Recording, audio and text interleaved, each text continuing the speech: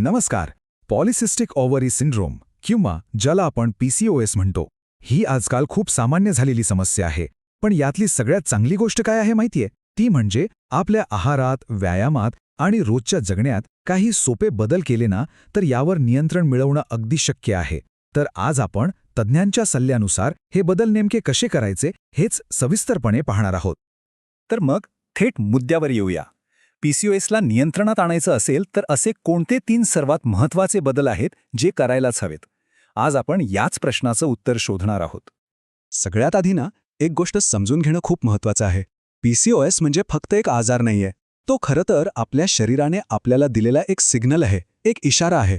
शरीर आपल्याला सांगताय की अरे, आता जीवनशैलीत बदल करण्याची वेळ आलीये. आणि हा संबंध एकदा का लक्षात आला की समजा नियंत्रणाच्या दिशेने पहिलं पाऊल टाकलंच. बरं, मग हे असं होतं का? याच्या मुळाशी अनेकदा एक गोष्ट असते, ती म्हणजे इन्स्युलिन रेझिस्टन्स. आता हा शब्द थोडा जड वाटेल, पण सोप्या भाषेत सांगायचं तर आपलं शरीर इन्स्युलिन नावाच्या हॉर्मोनला पाहिजे तसा प्रतिसाद देत नाही. आणि मग काय होतं? शरीरात इन्स्युलिन वाढतं, हॉर्मोन्सचं सगळं गणित बिघडतं आणि इथूनच PCOSचं ते दुष्टचक्र सुरू होतं. मग आता प्रश्न येतो की यावर नियंत्रण कसं मिळवायचं? याचं उत्तर कुठे दुसरीकडे नाही तर आपल्या ताटातच आहे. हो, योग्य आहारातून आपण हे चक्र नक्कीच तोडू शकतो. चला तर मग पाहूया की आपल्या जेवणात नेमकं काय असायला हवं. हे बघा, PCOS नियंत्रणात आणण्यासाठी काय खायचं आणि काय टाळायचं याचं गणित खूप सोपं आहे. काही पदार्थ आपले मित्र आहेत, ते मदत करतात, आणि काही पदार्थ शत्रूसारखे जे त्रास वाढवतात. चला बघूया कोणते आहेत हे पदार्थ. तर हे जे सगळे पदार्थ आहेत ना, म्हणजे फायबर, अख्खीधान्य, प्रथिनं, चांगले फॅट्स, हे सगळे मिळून काय करतात? ते हॉर्मोन्सला नियंत्रणात आणतात, रक्तातील साखर वाढू देत नाहीत आणि शरीरातली सूज कमी करतात. म्हणजे थोडक्यात इन्सुलिन रेझिस्टन्सला थेट टक्कर देतात. आणि दुसरीकडे हे पदार्थ म्हणजे पांढरी साखर, मैदा, तळलेले पदार्थ, चिप्स, कोल्ड्रिंक्स हे काय करतात? हे खाल्ल्याबरोबर रक्तातील साखरेची पातळी एकदम वाढवतात आणि यामुळे इन्सुलिन रेझिस्टन्सची समस्या अजूनच गंभीर होते. म्हणूनच यांना आपल्या आहारातून दूर ठेवणं हे खूप महत्त्वाचं पाऊल आहे. फक्त काय खायचं हेच नाही, तर कसं खायचं हेही महत्त्वाचं आहे. दिवसभराच्या आहाराचं एक साधं सोपं नियोजन हवं. जसं की सकाळी लिंबू पाणी, नाश्ता एकदम भरपेट, दुपारचं जेवण संतुलित, संध्याकाळी थोडा हलका नाश्ता आणि रात्रीचं जेवण अगदी हलकं-फुलकं. असं केल्याने काय होतं? शरीराला दिवसभर ऊर्जा मिळत राहते आणि मध्ये काहीही अटरमसटरम खायची इच्छा होत नाही. याचा थेट फायदा PCOS नियंत्रणात होतो. चला, आता आहाराच्या पलीकडे जाऊया आणि आपल्या दुसऱ्या महत्त्वाच्या मुद्द्याकडे वळूया, तो म्हणजे व्यायाम. पण एक मिनिट, इथे व्यायाम म्हणजे फक्त वजन कमी करण्याची धडपड नाहीये. हा व्यायाम आहे आपल्या हॉर्मोन्सच्या आरोग्यासाठी. आणि खरं सांगायचं तर हा विचारच खूप महत्त्वाचा आहे. PCOSमध्ये व्यायामाकडे बघण्याचा दृष्टिकोनच बदलायला हवा.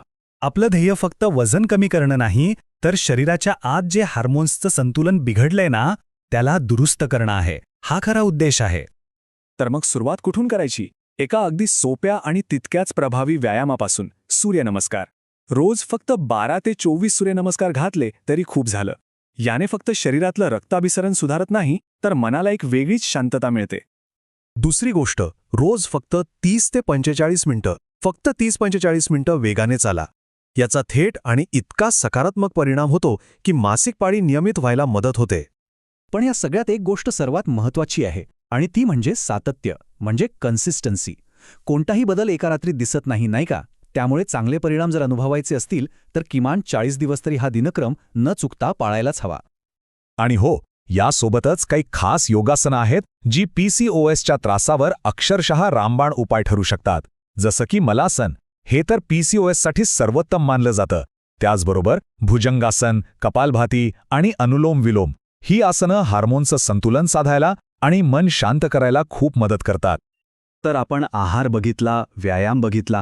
आता वळूया आपल्या तिसऱ्या आणि तितक्याच महत्त्वाच्या आधारस्तंभाकडे.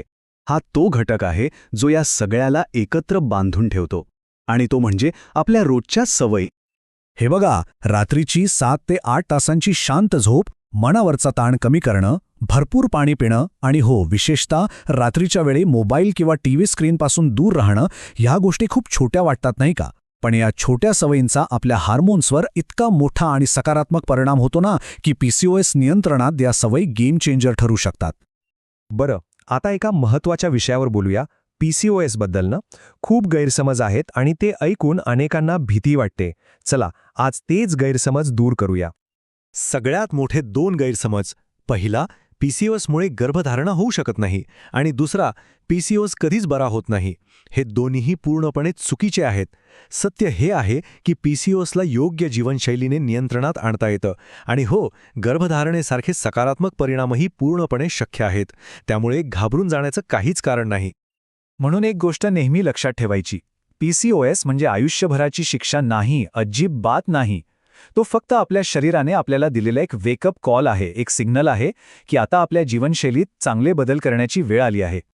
थोडक्यात काय, तर PCOSवर विजय मिळवण्याचं सूत्र अगदी सोपं आहे. योग्य आहार प्लस योग्य व्यायाम प्लस पुरेशी झोप आणि प्लस तणावमुक्त मन. या 4 गोष्टींना जर आपल्या आयुष्याचा भाग बनवलं तर हा विजय नक्कीच आपला आहे. तर ह्या सगळ्या माहितीमधून मार्ग तर स्पष्ट दिसतो आहे. आता खरा प्रश्न फक्त एकच आहे की आपल्या आरोग्याची सूत्र स्वतःच्या हाती घेऊन ह्या बदलाच्या प्रवासावर पहिलं पाऊल आज आपण टाकणार आहोत का.